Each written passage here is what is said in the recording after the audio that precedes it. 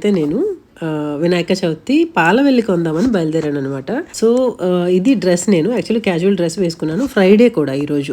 So Friday ఏంటంటే వైభవలక్ష్మి వ్రతం కూడా ఉంటుంది. కొంచెం ట్రెడిషనల్గా ఉంటుంది ఫ్రైడే కదా అని చెప్పేసి దుపట్టా కూడా వేసుకున్నాను. అసలు ఆ డ్రెస్కి దుపట్టా మ్యాచ్ అవుతుందో లేదో కూడా తెలియదు. ర్యాండమ్గా తీసి వేసుకున్నాను. అసలు టాప్కి అసలు అవసరం లేదు. అది వీనెక్ వచ్చింది అండ్ టాప్ కూడా చాలా థిక్గా ఉంటుంది, బాగుంటుంది కూడా.